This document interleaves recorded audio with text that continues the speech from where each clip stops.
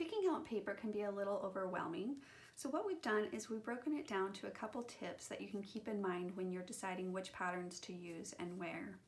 To show you these tips, I am going to be using these paper packs that I have. Now I am going to have to use two because often paper packs, they don't come with two of the same patterns.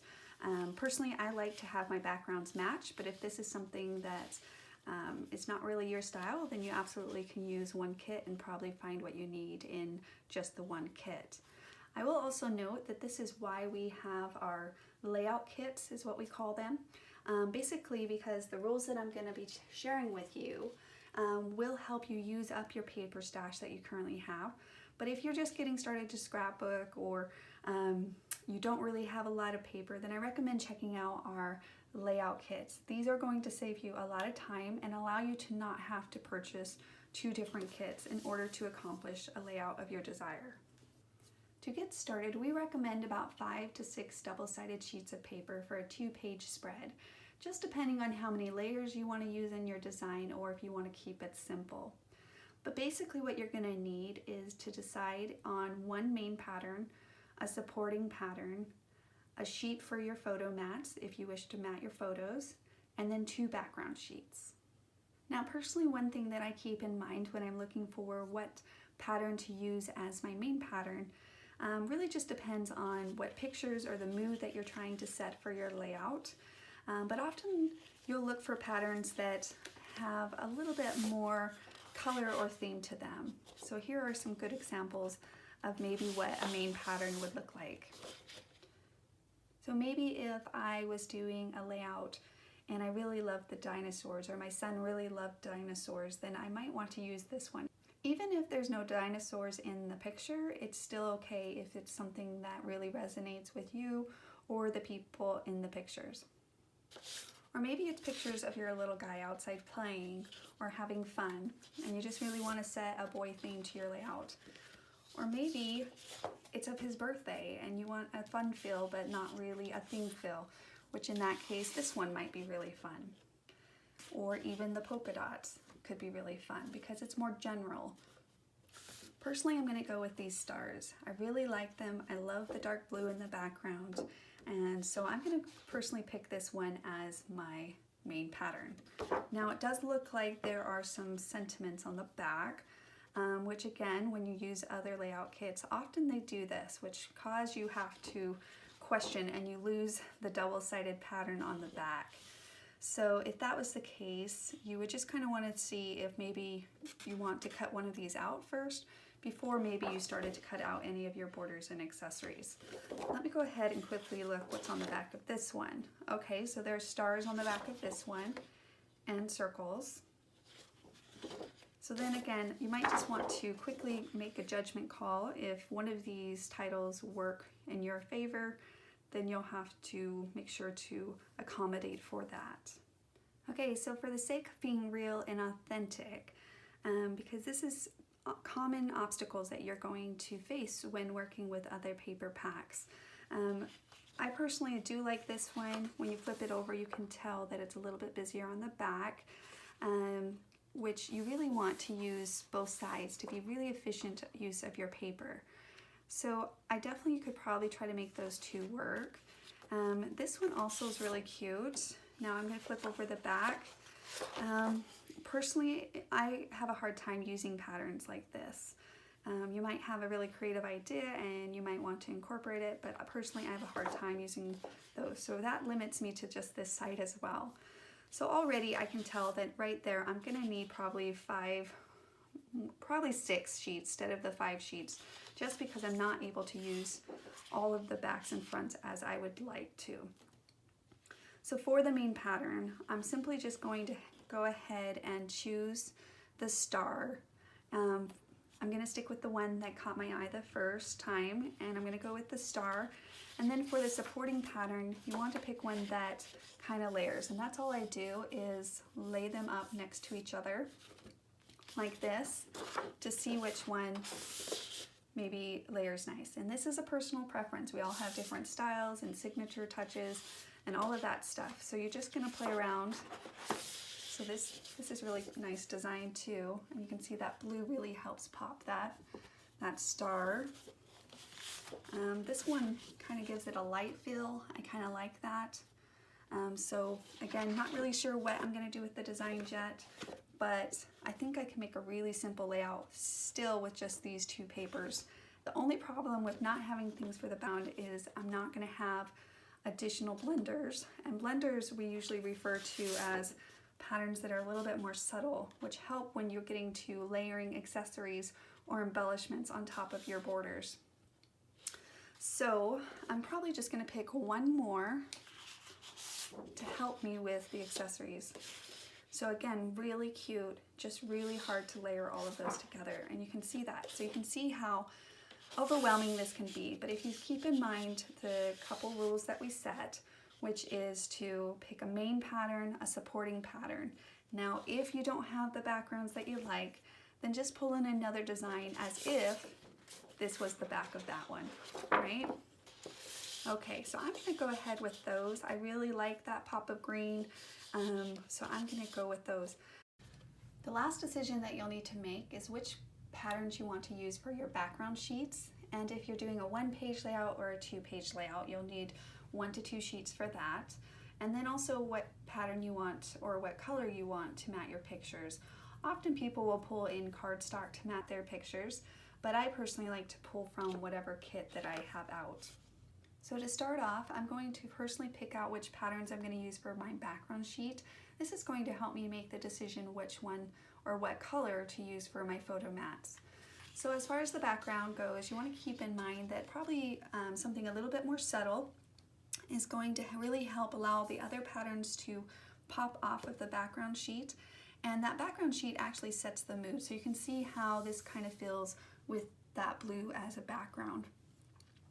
This also is going to allow your pictures to really shine and not feel overwhelming.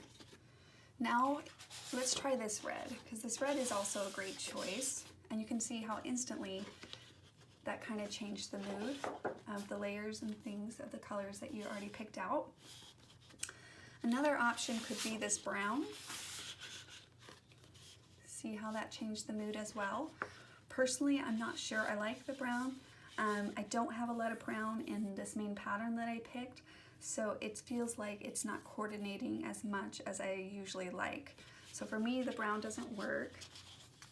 Now I do want to show you if, say, you wanted a pattern, a more two-tone pattern, meaning that this has 2 colors in it, a white and a blue. Now also this pattern is a little bit bigger, which can make things feel a little bit busier. So I wanted to show you what that looks like so that you can see how that kind of makes it feel a little bit busier. Also, another thing to keep in mind is that you have stars and polka dots, and those kind of seem similar, so it's gonna, personally I wouldn't choose that just because of that. Okay, same thing with this star. You already have stars. Now, depending on what kind of theme of pictures you're scrapbooking, personally I still think that would be okay because this one is more of a blender. And what we mean by blender is that it's actually the same color, it just has a little bit of contrast between the two. But then there's also this one, the yellow, which really makes everything pop. It's really bright, but again can be really fun just depending on what you're working with. Now you'll see that this one has stars, but this is a two-tone, meaning it's white and yellow, and instantly it's competing with the other ones, and you notice the stars in this one and the stars in that one a lot more than, say, this one. So personally, out of the ones here that I have, I'm actually liking this blue background. I do like how the blue helps pops all those off. And it still has a light, airy flow about it. The red was also really nice. It was a little bit more bold, perfect for a birthday or something like that. So I'm going to go ahead and choose the star as my background. Now, if you were doing a 1-pager, this would be great. And then all you would need is another piece of paper for your photo mats. If these were double-sided that you feel like you could have actually used, then you would have plenty of paper for a 1-pager. Now, if I want to do a 2-pager, remember how I told you that often paper packs, they only give you one sheet. Personally, I like to have 2 matching pieces for my background paper. So what I'm going to have to do is open this other kit, and I'm going to go ahead and pull out this same pattern here, right there. Okay, so this would be for a 2-page, and then I would pick one for my photo mats. A lot of these patterns are busy. I personally do love the red. I think that could look really good as a photo mat. And you can see here how I'm just kind of sliding that in, and often I'll just tuck it to the side, like you see there. So that could work. Again, you have the brown, but personally, again, if it's not in this main pattern that you picked, it's really hard to pull on those colors. But this one, for example, if this would have been our main pattern, it does have some of that brown in there. Now, you don't always have to mat your pictures. This actually would pop off of this background a little. Often I don't use the same color to mat my pictures similar to my background, but again, just depending on the light feel or the boldness you want to go. Or you can just pull in some white cardstock, since this pattern does have some white in its color palette, which is simple to do. You can pull in some white or not mat your pictures. Hopefully these tips have been helpful, and it gives you something to think about the next time you are picking out paper or deciding which patterns or colors to use on your specific layout or project. And here is my finished layout I was able to create using the paper selections that I showed you guys in this video. Now, while I was creating this, like I mentioned, I was unable to use the background of some of those main patterns, but of course I feel like the stars really worked well.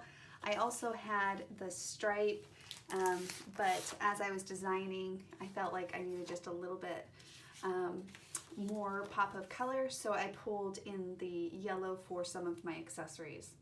So for this layout, I used Abbey Road, Rings, and Tiny Celebrate, and those are the only sets that I used.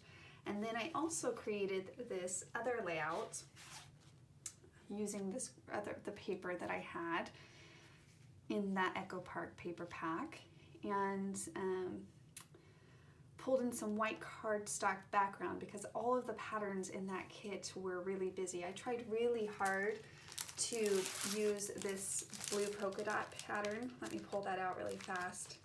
But it just was so busy that I ended up just pulling out white cardstock instead. So if you remember, we were playing around with having this as a background option. So for the second layout, I thought, well, maybe I would do that. But just kind of seeing it as if it was the background, it would have been really busy. So I ended up just pulling in some white cardstock instead. But I used the same designer templates. I used Abbey Road, Rings, and Tiny Celebrate.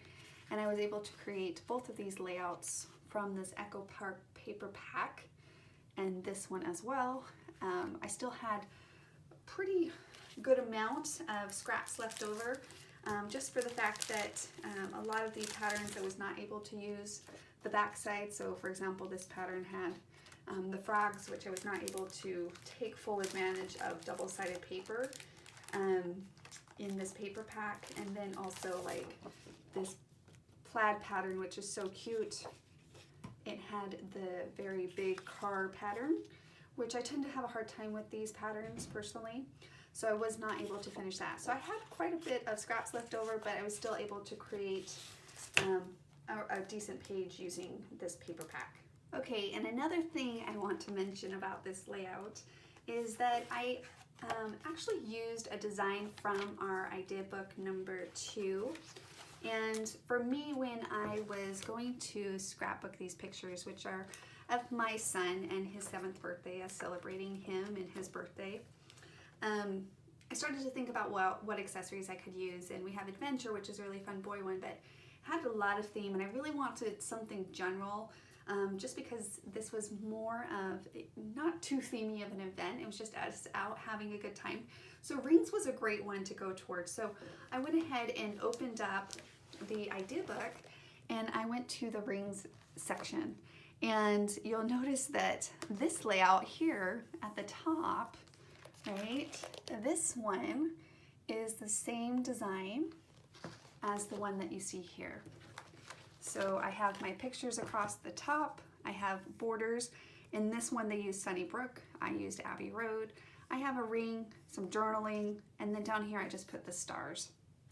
And then I put a little embellishment with tiny celebrate. I used the pinwheel.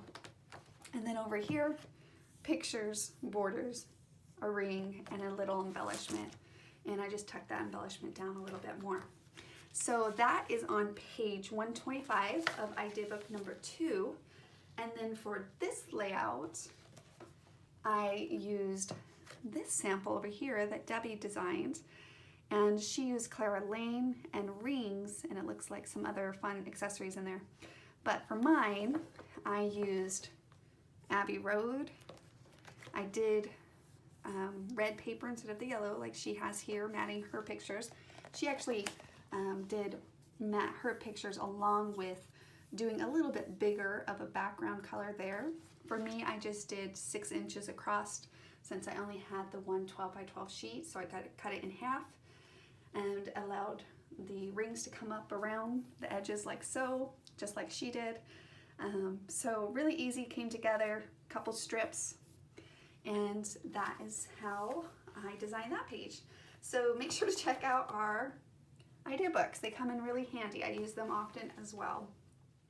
So just to give you a close look at those sets that I used, this is the Tiny Celebrate. It does come with this really cute paisley.